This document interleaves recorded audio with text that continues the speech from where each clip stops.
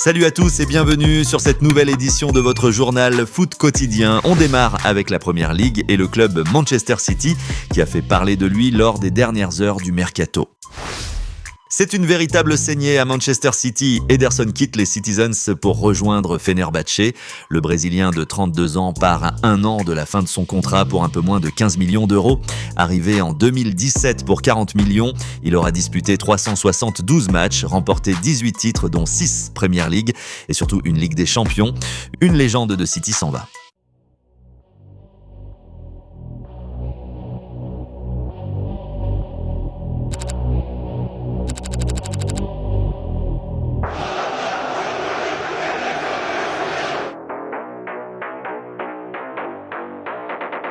De Ismail izin Kadıköy. Haydi Fener!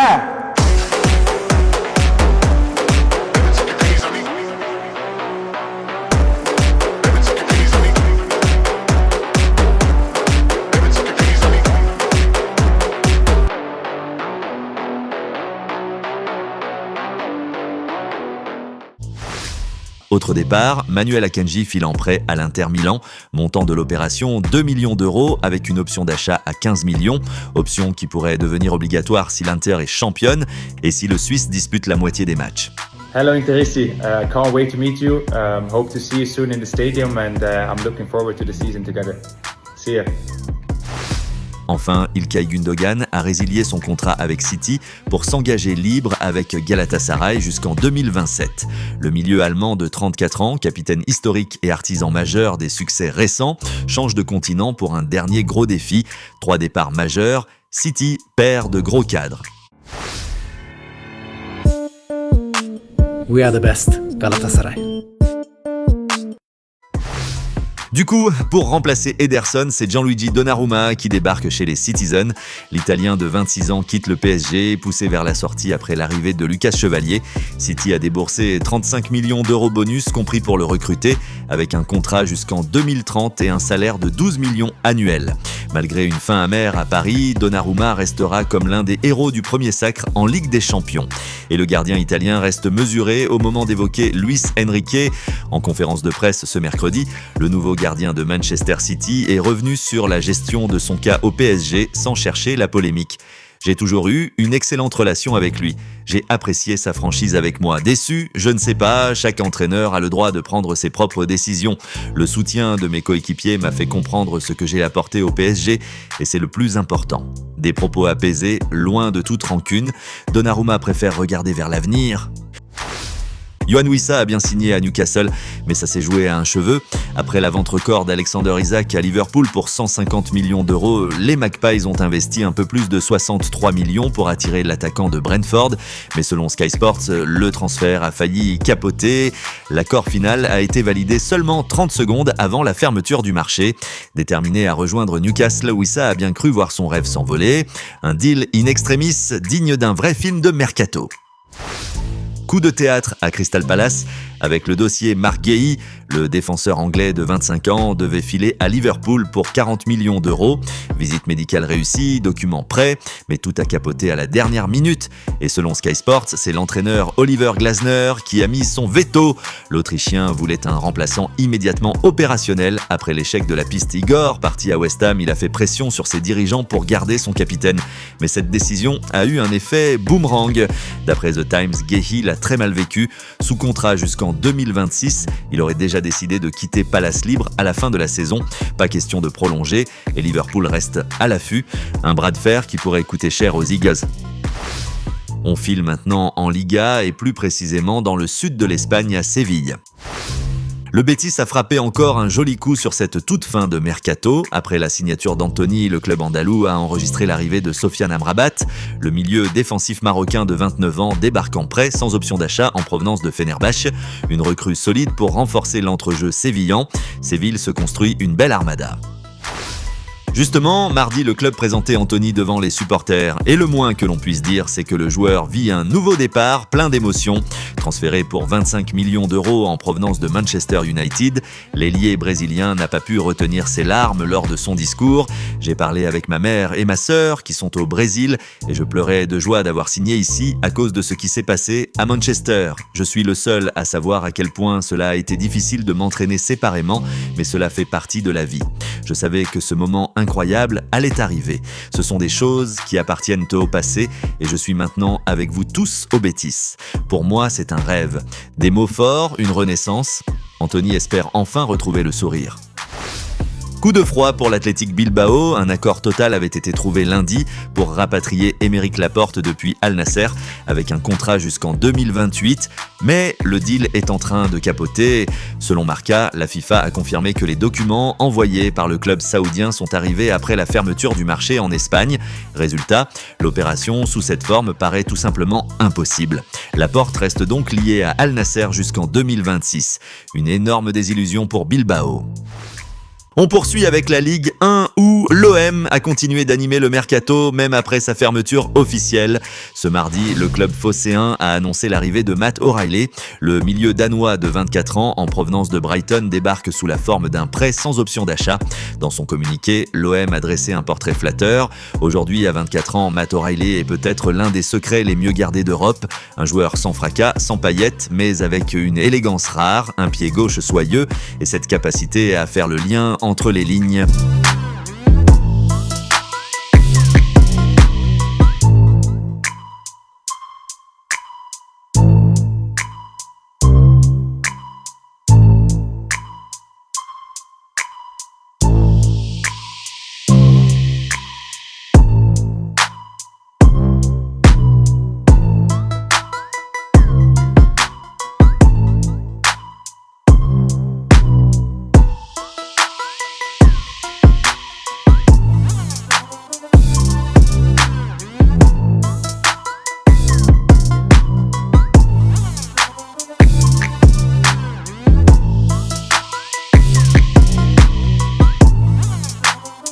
Et ce n'est pas tout.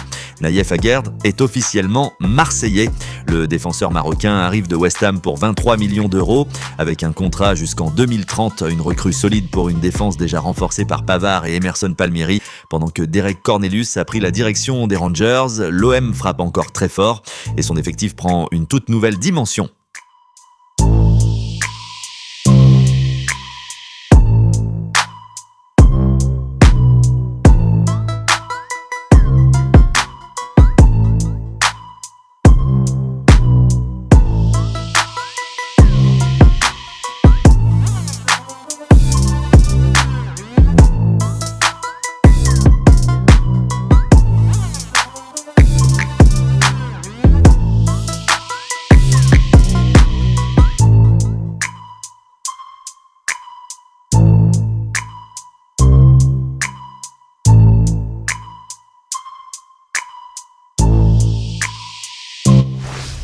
Adrien Rabiot a quitté l'OM pour l'AC Milan, mais pas sans un geste surprenant.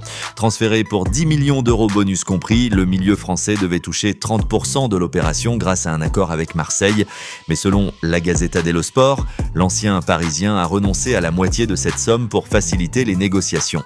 Une concession qui a permis de débloquer le deal, l'OM réclamant initialement 15 millions. Résultat, le club phocéen encaisse finalement un peu plus de 8 millions d'euros. Un vrai effort de Rabiot pour tourner la page et filer à Milan. Chancel Mbemba rebondit à Lille. Libre depuis la fin de son contrat avec l'OM, le défenseur congolais de 31 ans a signé pour une saison avec le LOSC. Après une année blanche, il voulait un club ambitieux en Europe et il a choisi le Nord. Pour s'offrir cette relance, Mbemba a accepté un gros effort financier. Selon l'équipe, il touchait environ 300 000 euros bruts par mois à Marseille. À Lille, ce sera moins de 200 000, une baisse nette alors qu'il avait refusé des ponts d'or exotiques depuis l'été dernier. Un pari risqué, mais une belle preuve d'ambition.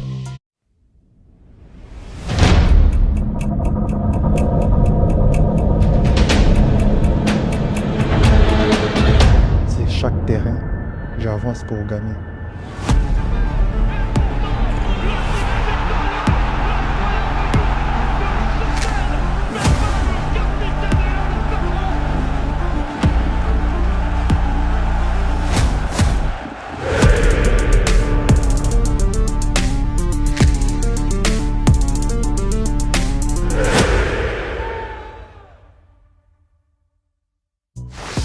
Sacré coup de poker pour Strasbourg.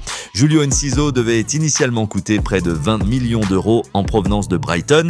Mais après sa visite médicale marquée par des doutes sur son genou fragile, le deal a failli tomber à l'eau. Finalement, le RCSA a réussi à renégocier l'opération. Selon l'équipe, l'ailier paraguayen de 21 ans débarque pour moins de 10 millions d'euros, bonus compris. Un prix cassé pour un talent prometteur, mais avec un vrai point d'interrogation physique. Strasbourg tente le pari en ciseaux. Grosse affaire ou gros risque. El agua refleja la historia y las piedras guardan la memoria del tiempo. Cosas que velan, miradas que se cruzan, pasos que se entrelazan. En el campo hay que sorprender constantemente, ver rápido y atravesarse en el momento justo. He entendido que la verdadera fuerza siempre nace juntos. En el campo quiero llevar esa energía, porque nunca juego solo. Juego para nosotros. Je m'appelle Julio Enciso et je suis strasbourgeois. Jet gets lost.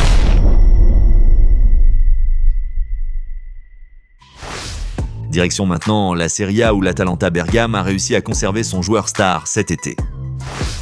Pas de départ pour Ademola Lookman. L'attaquant nigérian de 27 ans, auteur de 20 buts la saison passée avec l'Atalanta, était annoncé dans le viseur de plusieurs clubs. Mais selon Fabrizio Romano, il n'a jamais été proche d'un départ, pas d'offre sérieuse de Turquie, et même la proposition du Bayern pour un prêt avec option d'achat dans les dernières 48 heures a été balayée. Résultat, Lookman figure bien dans la liste pour la Ligue des Champions avec l'Atalanta. Les Bergamasques comptent plus que jamais sur leur buteur. Enfin, on termine en Allemagne avec la Bundesliga, et là c'est clairement ambiance règlement de compte. C'est la tempête à Leverkusen après le départ express d'Erik ten Hag. Viré lundi matin après seulement 2 journées de Bundesliga, le coach néerlandais a livré son incompréhension dans un communiqué publié par son agence Sports Entertainment Group. La décision des dirigeants du Bayer Leverkusen de me suspendre hier matin a été une véritable surprise. Se séparer d'un entraîneur après seulement 2 matchs de championnat est sans précédent. J'ai accepté ce poste avec conviction et énergie, mais malheureusement, la direction n'a pas voulu m'accorder le temps et la confiance nécessaires, ce que je regrette profondément. J'ai le sentiment que cette relation n'a jamais été fondée sur la confiance mutuelle. Un message fort qui contraste avec les explications données par Simon Rolfs, directeur du football du club, devant les médias. Quel que soit le résultat du dernier match, nous avions simplement le sentiment que les choses allaient dans la mauvaise direction. Il était surpris et déçu, c'est humain, mais si on pense que cela ne peut plus fonctionner à l'avenir, c'est une erreur encore plus grave de laisser les choses perdurer. Une rupture brutale, un désaccord total. Le feuilleton Ten Hag à Leverkusen laisse déjà des traces.